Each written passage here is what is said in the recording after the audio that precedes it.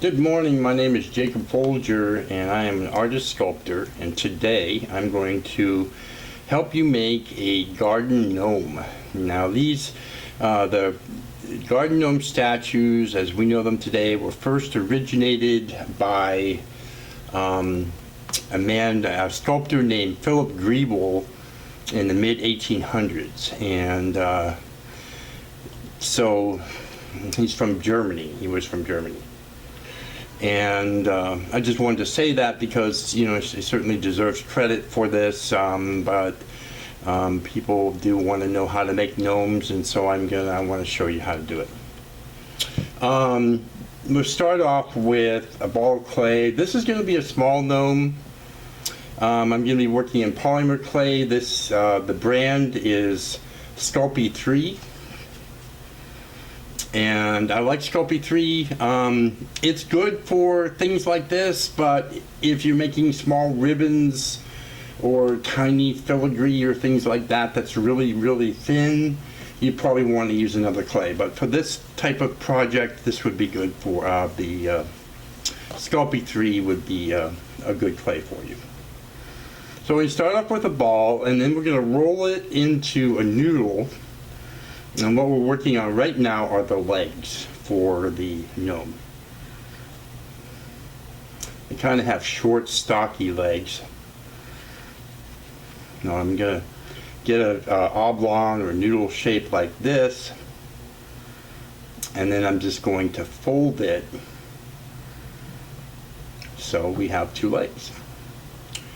And I also want to have a little bit of a base to work on, so that he's standing on a base, and I think it'll be more sturdy. If it was a bigger piece, you might not need that. So I'm going to roll a ball. I'm going to make it a little oblong shape like this and kind of press it flat, and we're going to kind of press it on the board here a little bit. I don't want it to stick to the table, so every once in a while I might lift it up like that. Okay. And then I'm going to just set it in place there, but before I go very far on that, I'm going to make his shoes. So I'm going to roll a little ball. And you know, while you're making this, you might try to visualize, you know, your gnome and how you would piece it together by using doing simple shapes like this. I've got one ball there. I want to make another ball the same size because I want the shoes to be the same size.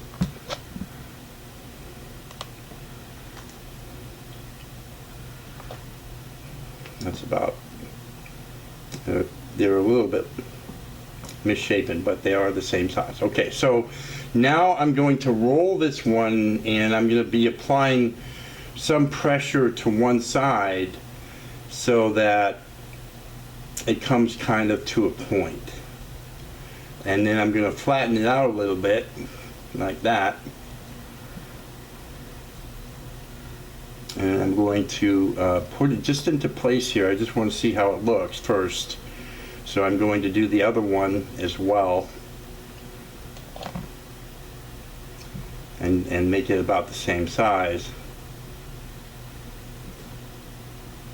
And put, it's about the same size. And then put it there and just see how that looks. How does it look?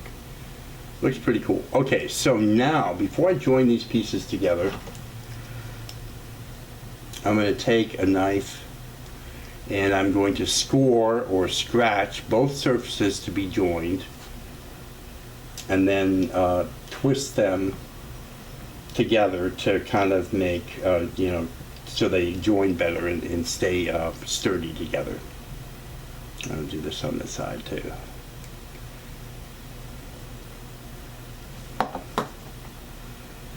There we go. And just kind of twist them together. We'll do that on the legs as well.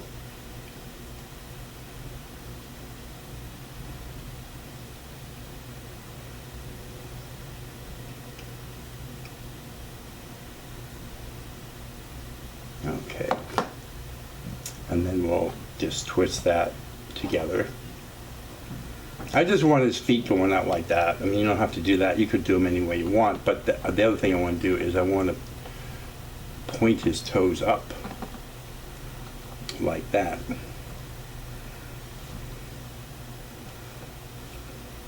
And it's got these little pointed toes that are kind of curling upwards. Now I'm going to take another ball of clay. One thing about polymer clay is while you're working on it, you definitely want to knead the clay a little bit like I'm doing here. It's not just, the main purpose is really to mix up all the ingredients. They call it conditioning, to mix up all the ingredients in the clay so that when you go to cook it, it's, you know, the way it's supposed to be for polymer clay. And also it makes everything more pliable. I'm going to roll this into a ball now between the palms of my hands. And this is going to be for his torso. I just want to press it into place for a minute to kind of see if that's how I want it. I'm going to pull that off of there. I'm going to score or scratch lines into the clay so it joins better.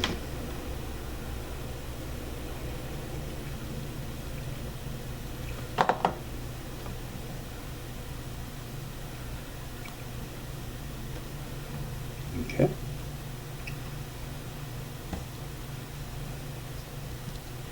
There we go. Now what I'm going to do, oops, is I'm going to take, let me get this wire here. I'm going to take a piece of wire to add support to the gnome.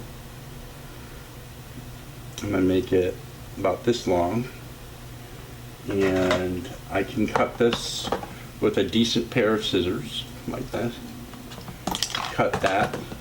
This, by the way, is craft wire. It is 16 gauge. Price tag happens to be on it. It's $6.50. I got this at the local bead store. I'm going to bend it so it becomes stronger, and then twist it so it's kind of like, you know, bent and twisted. And then I'm just going to stick it in here and down one leg. Oops, went out.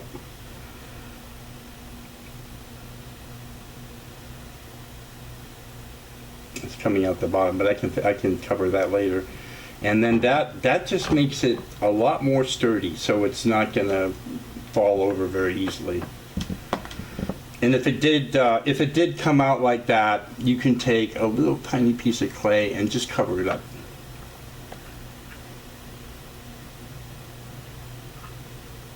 And then you can blend it in. And when I say blend, all you're doing basically is drawing the clay, that little bit of clay to join the other clay blended together. You can take a small sculpting tool like this and just cut it in so it looks good there. Like that. And we'll do some more work on that later. And then we're going to work on the head. So I just want to make sure the head is proportionate. And then what we can do is, this is probably going to be, if there's going to be a hard part on this, it's going to be making the face.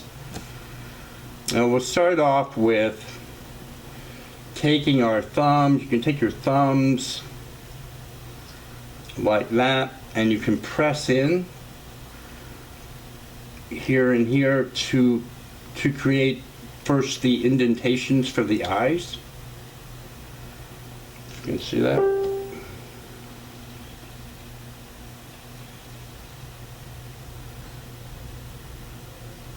And that just kind of gives you an idea of how the face is going to work.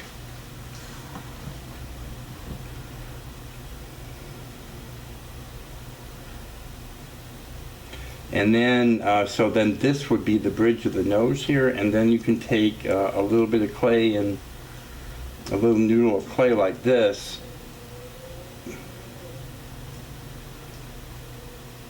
and add it to the bridge that was already there, and just blend it in.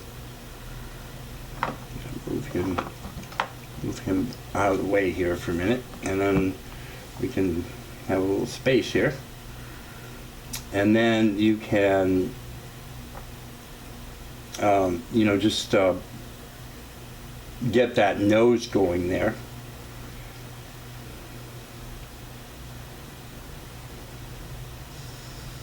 And they have, gnomes typically have like kind of short, squat noses.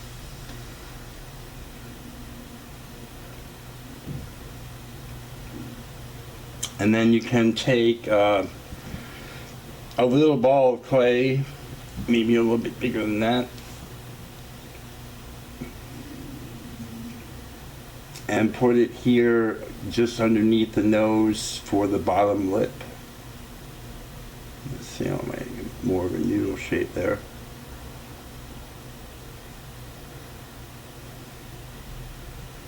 You can put it in a little bit at the sides and then at the bottom as well, just to keep it in there.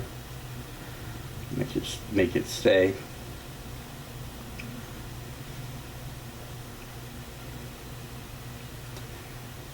Now, for the eyes, since this face is so small, I'm going to, later on after I get the face on there, I'm going to, on the body, I'm going to add lines that would just make it almost like he's, like his eyes are like sleepy almost, or dozing, or relaxed. And I'll show you how to do that in a minute. But this basically gets us underway here. So we bring the body back over, do our scoring to make sure that everything fits well and is going to be fairly sturdy.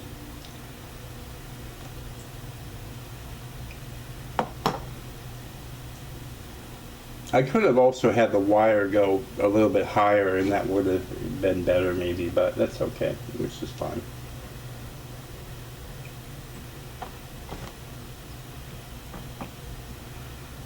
Okay.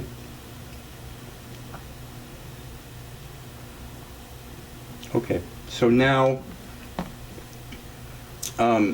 you know, gnomes have pretty big ears. So we want to make 2 balls of clay that are the same size, remember, like we did the shoes.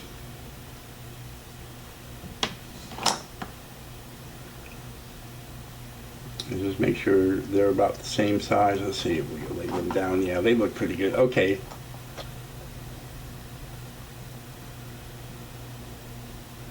And then just put them on here.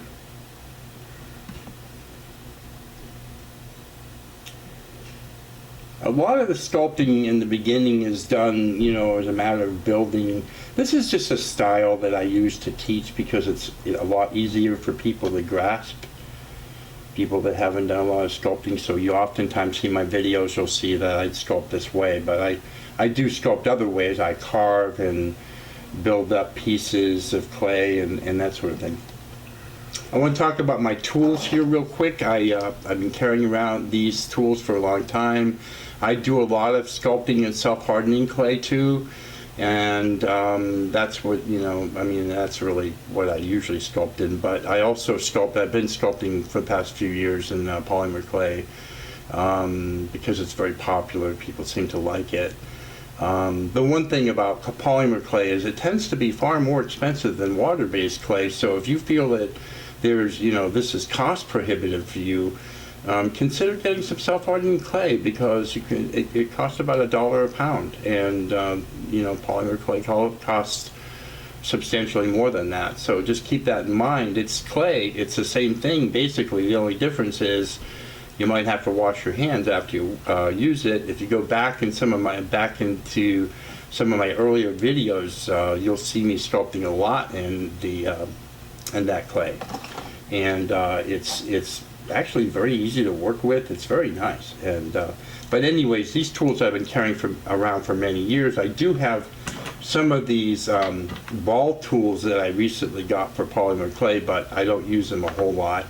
I still continue to use these, and I'm pretty happy with them. And these shapes are available now. You can get these shapes still, even though I've had these for 20 years or so. These shapes are fairly common, so just remember these shapes. And you know, these shapes that I have here are great. You can use them for all kinds of things. I'm going to use them. These ears are, you know, kind of hard to blend with my fingers. So I'm blending them with the tool.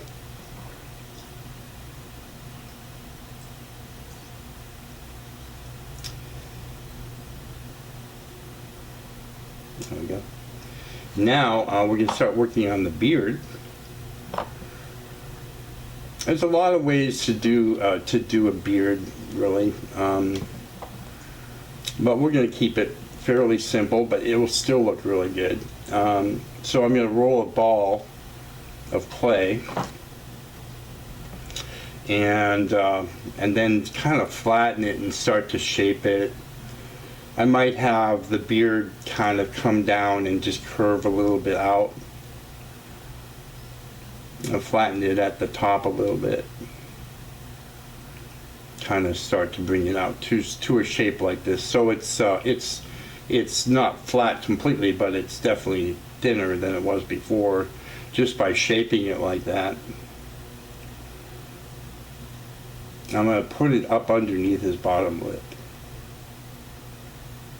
and then just sort of push it and form it up so that it's going up his cheeks a little bit. I'm going to curve it a little bit just to kind of give it some life.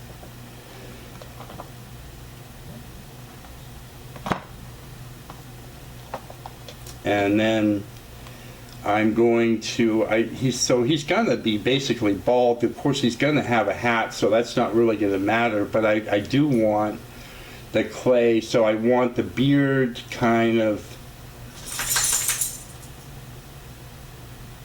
connect here and then go back up around the ear like that.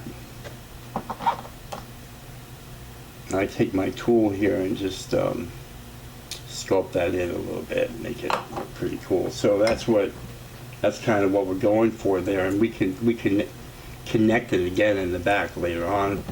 So we'll take another, starting with a ball of clay and then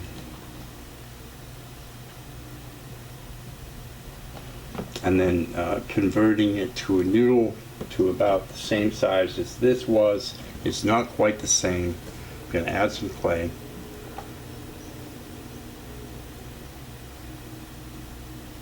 There we go.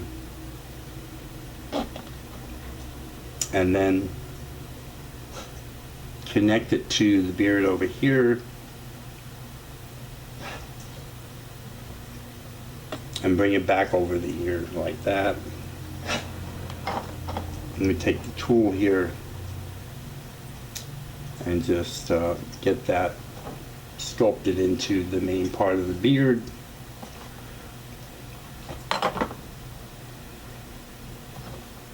And then you can just, you know, press it a little bit so that you can see the ears. You could squeeze the ears a little bit to bring them out further. So he's looking pretty good now. Now what we're going to do is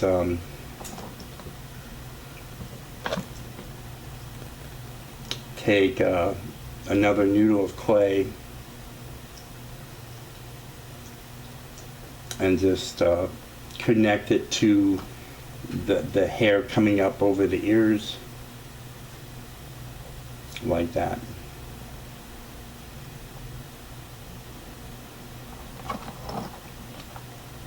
He's looking pretty cool, actually. Okay, so now we want to make the mustache. The sculpting the bottom lip, even if it ends up getting obscured by the mustache or the beard, it still brings everything out and makes it look more natural. So I rolled, started with a ball, and then I rolled a noodle, and I'm pointing it slightly at the ends just by rolling it a little bit like that.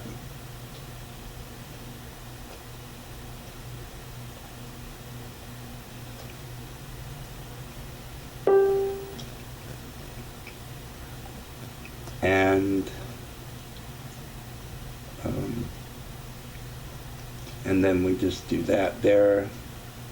Just press it into place. Like that.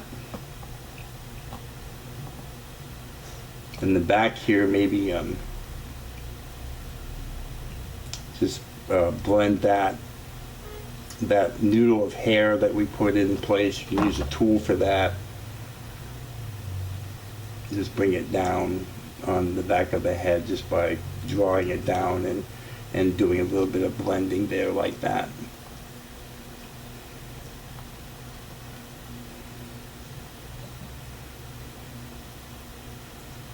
Okay.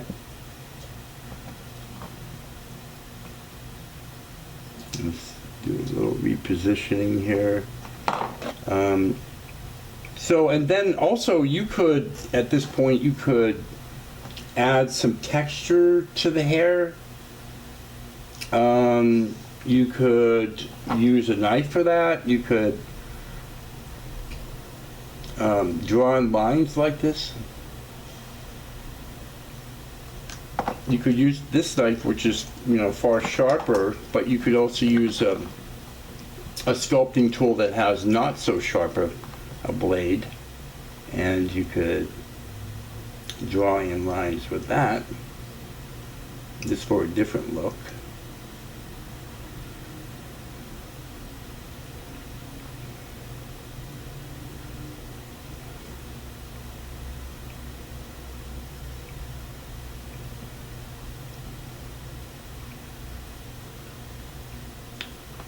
Just make sure you get, all the way around the beard, and so you don't leave it without texture. If you're putting texture in, you want to make sure you have the texture.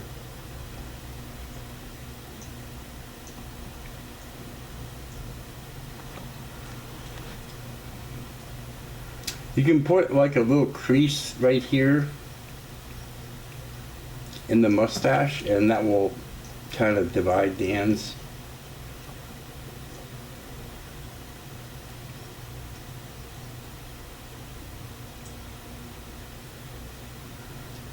And then I'm just going to run around and do texture on the hair.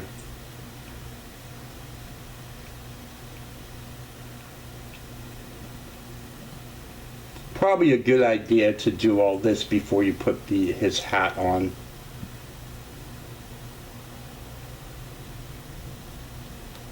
And you don't have to do texture. I mean, you can do whatever you want, but if you want texture in the hair, you can do it.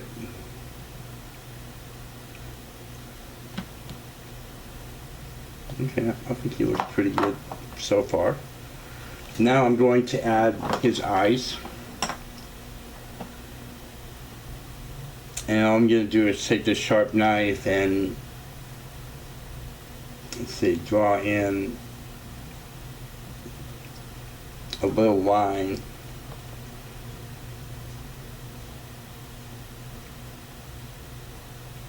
I often do this for pieces that are, really small like this.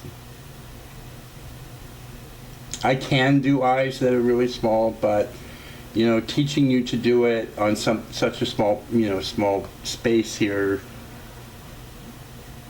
it would be hard to get it, for you to get it, I think. And you might end up so frustrated. I'm sorry about that dinging. That's my Facebook page. Apparently, I did a post this morning and people are commenting on it. Apparently. So, okay, so we're moving right along here. Now we want to work on the hat.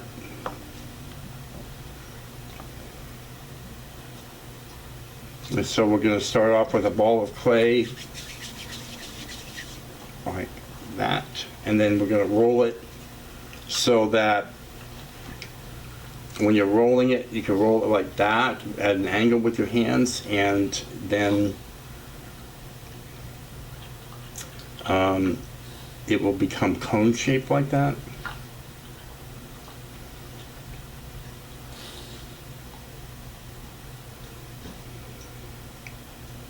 Please feel free to visit my Facebook page. The link to it is on my YouTube channel page at the top, and have an art page there, and you can see I do actually a lot of things. I'm not just a sculptor, so you might want to go there and check it out. It's pretty well followed. Okay, so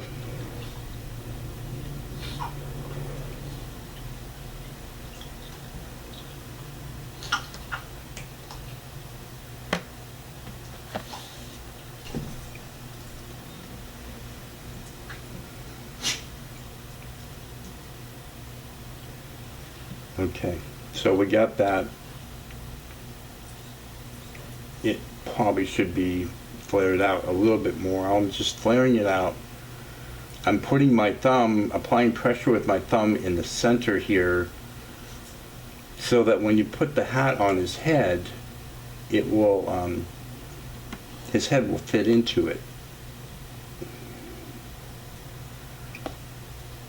Like that. It's always fun, you know. I know a lot of the gnomes hats, you know, stand straight up, but I think it's fun when you kind of do that. I think it's more natural. Now I'm working in black clay, and the reason why I do, if you watch my other videos, you know that the finishes I do, they really look awesome on the black, and so that's why I use black clay. But you could sculpt it in any color you want. Again, you could do the sculpture in self-hardening clay. You don't necessarily have to sculpt in polymer clay. If you wanted to, you could do it in self-hardening clay. And we'll add some arms. So, you know, I always start with a ball of clay, you know, for the purpose of teaching. Part of the reason why I do that is because when you roll a ball, and you roll it for just a second, it takes out any kind of cracks and crevices or whatever that are in the clay or imperfections. It smooths it out really good, and that's why I do that. And it's just like the starting point. I'd say that's going pretty good, but I'm going to start with get another piece of clay going here. I'm going to start with the ball. Now I can roll a ball with both hands, both fingers, from both hands. You know, I sculpt a lot. I'm always sculpting. So I mean, you know, you may say, how do you roll it between his fingers like that? Well, I mean, you know, I just practice. I do it a lot. So, you know, you can try that, but if you find it easier to roll between the palms of your hands, and that works for you, you can do that, of course. You know, anything that you do that's new is, you know, if you practice it, it's going to get better. If you made a gnome and you were not happy with the way it turned out, and it was your first gnome, and then you made 2 or 3 more gnomes, you'd probably find out that third or fourth are going to be a lot better than the first one, maybe. Some people can just do it. It's amazing. I have I mentor some people and you know, trying to help them with their art and that sort of thing. And let's see, I think I want his arms to be longer, so I'm going to add a little bit of clay to both, and then roll them into a ball and just make sure they're the same size. So they are. Okay, so now I've got a little bit more, and I can add a little length to it. I'm not sure what to do with his hands. Oh, by the way, I've never made a gnome. This is my first. I'd be willing to bet that after I made a couple gnomes, if I wanted to make gnomes, they'd probably get better and better as I went.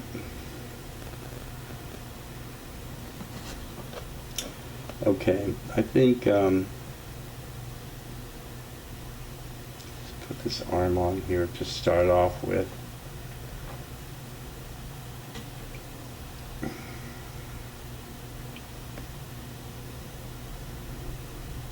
There we go. Just to get that started, I think I'm going to put that arm in his pocket, his hand in his pocket. Oh, you didn't know he had a pocket, did you? He has a pocket. There it is. Watch this. Take a little bit of clay.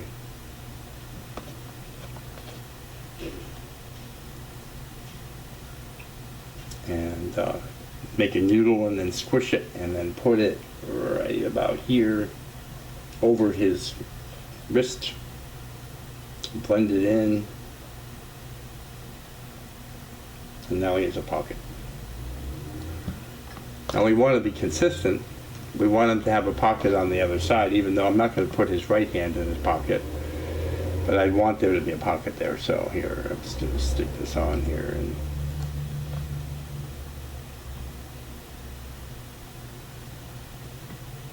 like that.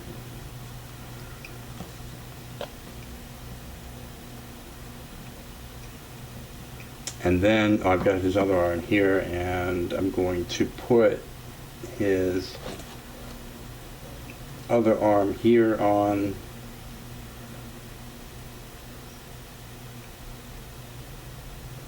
and I'll put it on his beard.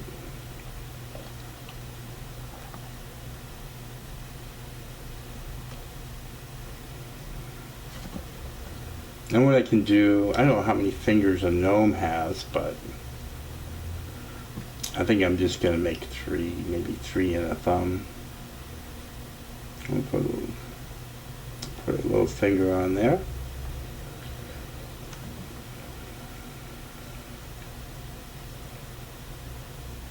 A little bit bigger on that one there.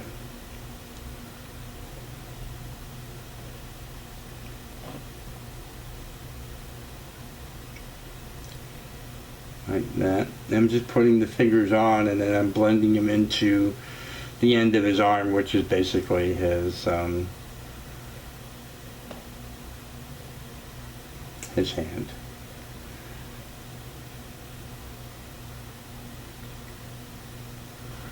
Now his fingers are, the ends of them are a little pointy, so I'm just going to take this and just put it down like that. He needs a sleeve. Take a noodle of clay and put it on there for his sleeve.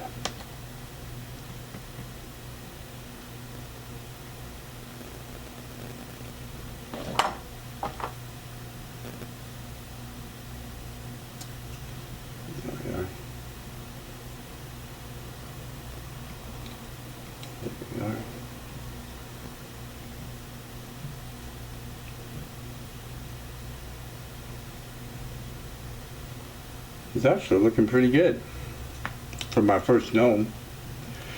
And one thing I was thinking about, I'm not sure, I'm kind of actually short on clay as usual because I just go through it so fast.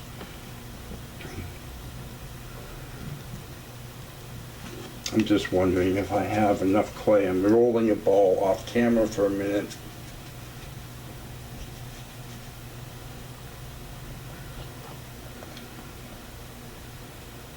And I'm trying to make a stalk for a mushroom.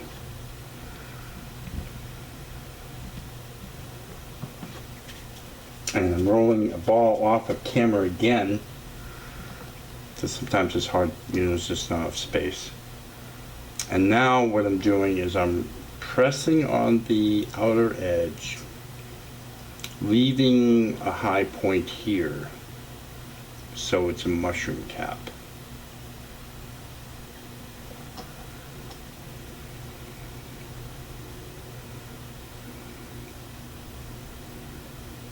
And it's kind of pinching it as I go around here.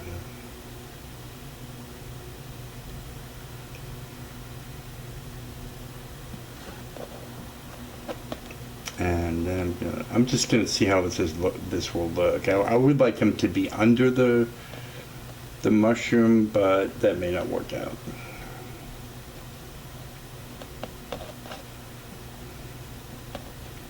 But just for fun. So that could work possibly. So we kind of got that far. I'm gonna actually take the mushroom off because it's really not what I want. But I thought I'd try it and show it to you. So now we're nearing completion. He's a little bit rough, but you can go around and you can smooth them out. You can use your thumbs like this. And smooth them out and take out any imperfections that you don't want.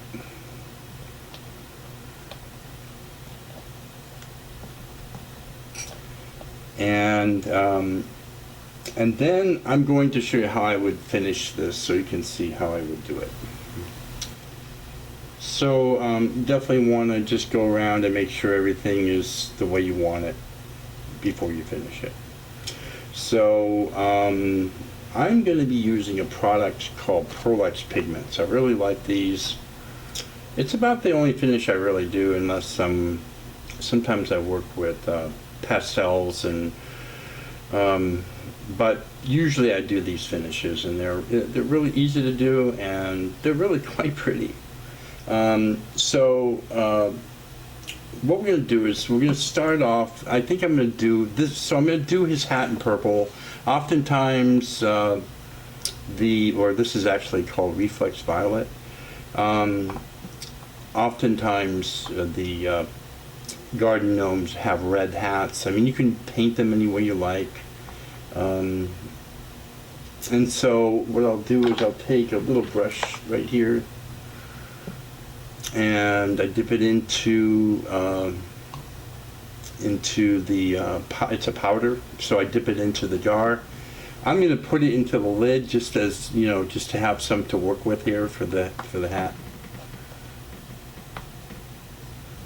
And then after I dip it in, I just dab it. You can dab it on like a paper towel or something like that. I'm dabbing it on my table, and then I just brush it on. And you can brush it on as heavy as you want, as light as you want.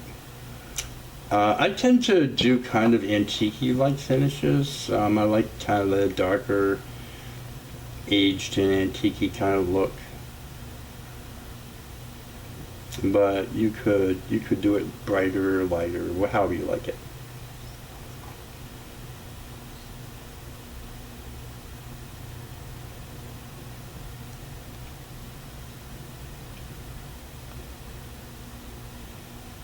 It's a really pretty color. I often refer to it as purple, but again, it's called Reflex Violet.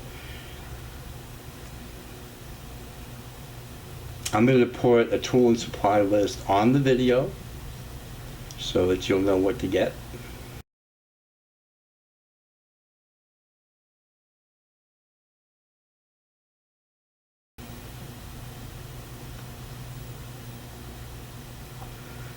Okay.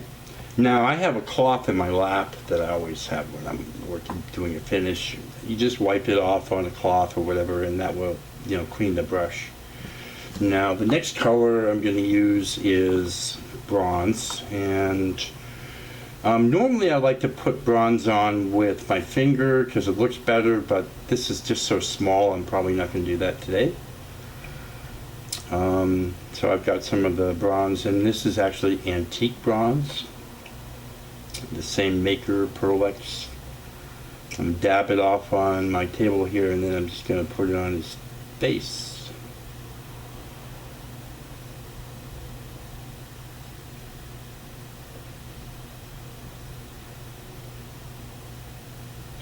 I am going fairly light, so it's more subdued. I'm going to put it on his ears.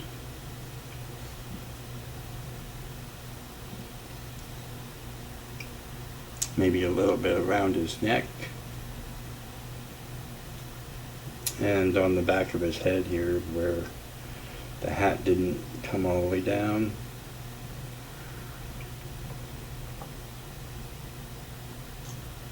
I'm going to put it on his hand.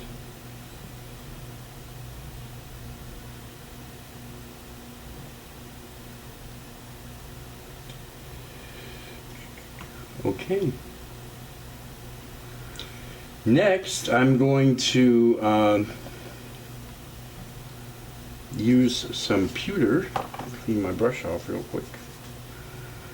I'm going to take just a little bit on the brush and put it in the lid like I did with the purple, so that I kind of have this a little bit to work with.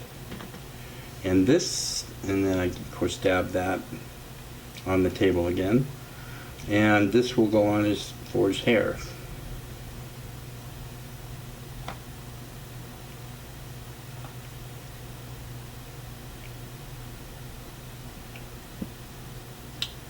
And his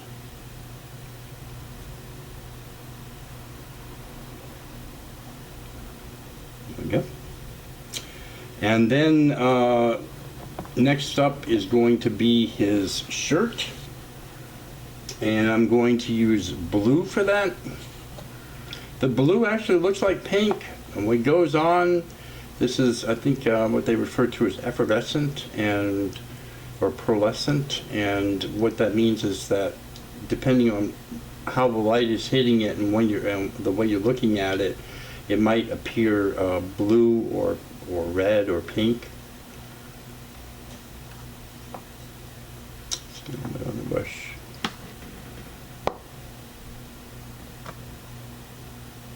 Pretty color. I'm just going to do that on his shirt and on his pants.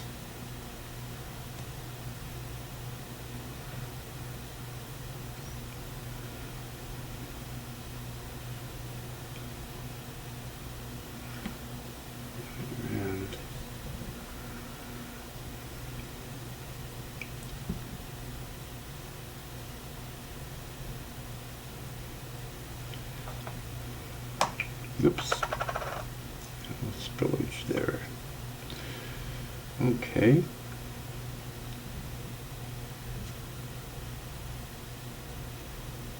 It's a pretty color.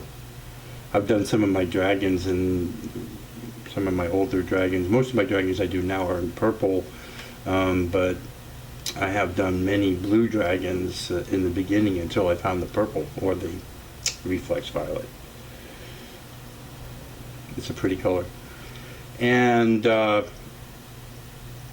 let's see, I think I'm going to do his shoes in, I think I'm going to do his shoes in bronze. I'll wipe that off.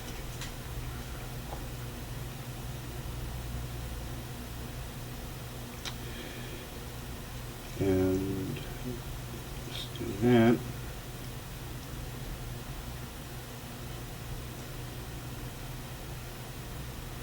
You could also just do this all one color. Oh, that's nice too. All bronze or, you know, whatever.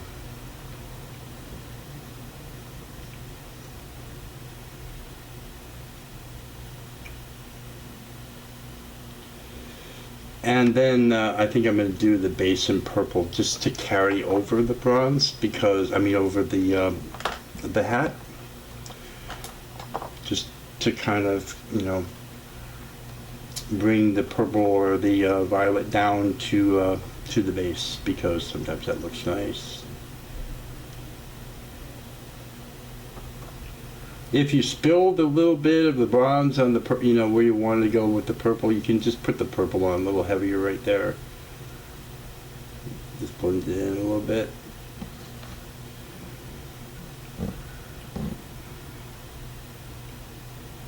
And of course you can do the bottom as well if you want.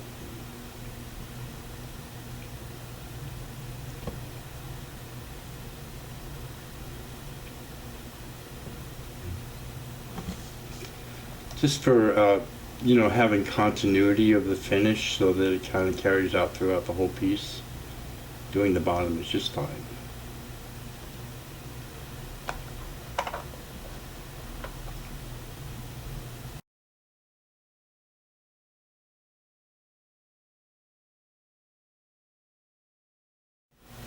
And that is how you make a garden gnome. So if you like this kind of content, please subscribe to my channel. I do a lot of things along these lines, and please also like the video. It really does help if you hit the like button. I would really appreciate it. Leave any comments, questions, and if you have suggestions for videos. This actually was a suggestion from somebody that commented on one of my videos and asked me to do a video on how to make garden gnomes, and that was a couple days ago, and here you are. So if you have an idea that you want, I might do it. Just put it in the comment section. I really appreciate you watching. I appreciate your support, and thank you so much. Bye-bye.